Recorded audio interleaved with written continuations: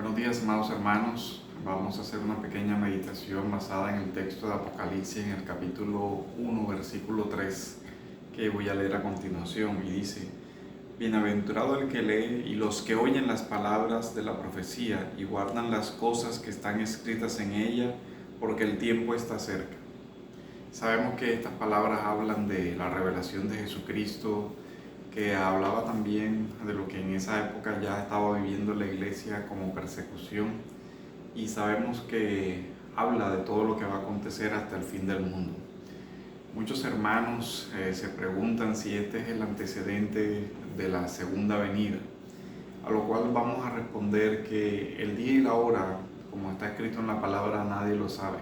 Sabemos que hay señales que apuntan a esta venida, pero lo que quiero concentrarme hoy es que hablemos sobre la actitud del creyente frente a todas estas situaciones. Para eso quiero que leamos, teniendo en mente esto que leímos, y vamos a volver después al libro del Apocalipsis, lo que dice en el capítulo 21 del Evangelio de Lucas, los versículos del 25 al 28, que voy a leer. Dice: y habrá señales en el sol, en la luna y en las estrellas, y sobre la tierra angustia entre las naciones, perplejas a causa del rugido del mar y de las olas.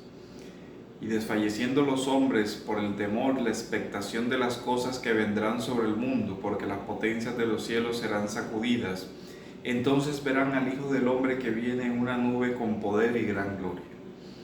Cuando estas cosas empiecen a suceder, erguíos y levantad vuestras cabezas, porque vuestra redención está cerca. En el texto que leímos primero de Apocalipsis, hablaba de una bienaventuranza. Bienaventurado el que lee y bienaventurado los que oyen. Esa es una de las 7 bienaventuranzas que aparecen en el libro de Apocalipsis, y nos da un marco de referencia para entender todo el libro. La bienaventuranza es una declaración de alegría, de felicidad. Dichoso el que, o bienaventurado el que cree en las palabras de esa profecía. Pero muchas personas, muchos creyentes, están asumiendo toda esta crisis del virus y de todo lo demás con una sombra de duda en sus corazones, con mucho temor, con mucha ansiedad. El texto que acabamos de ver del Evangelio de Lucas nos dice que la angustia y el temor son sentimientos que tienen que estar presentes en todos los incrédulos, dado que evidentemente para ellos esto es el juicio, es la consumación del juicio que el Señor ha anunciado. Pero para nosotros debemos verlo como lo dice el versículo 28. Cuando estas cosas empiecen a suceder, erguíos y levantad vuestras cabezas, porque vuestra redención está cerca. Hermano, no puedo decirte con total seguridad si la venida del Señor es mañana o pasado mañana, o está a puertas de unas semanas o de unos años. No sabemos realmente. Pero sí quiero que recuerdes que la promesa del Evangelio es que cuando el Señor vuelva, nosotros tendremos concretada la esperanza gloriosa de la redención. Por eso el texto dice redención cercana. Luego entonces el creyente no puede afrontar estos momentos con incertidumbre, con duda o con temor. Son las naciones las que deberían estar perplejas y deberían estar temerosas y con la expectación de las cosas que sucederán en el mundo.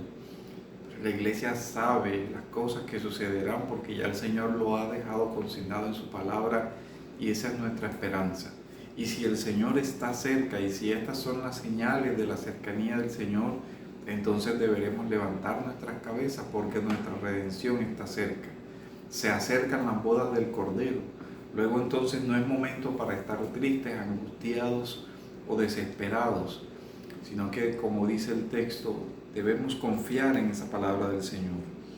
Quiero por último terminar con un texto que está en Apocalipsis, en el capítulo 19, versículos del 5 al 8.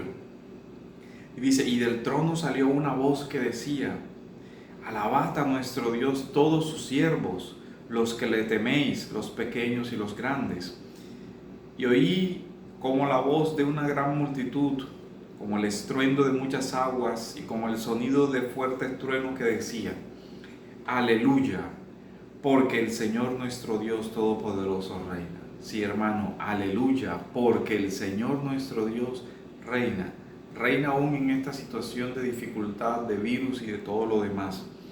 Regocijémonos y alegrémonos y démosle a Él la gloria, porque las bodas del Cordero han llegado y su esposa se ha preparado. Y a ella le fue concedido vestirse de lino fino y resplandeciente y limpio, porque las acciones justas de los santos son el lino fino.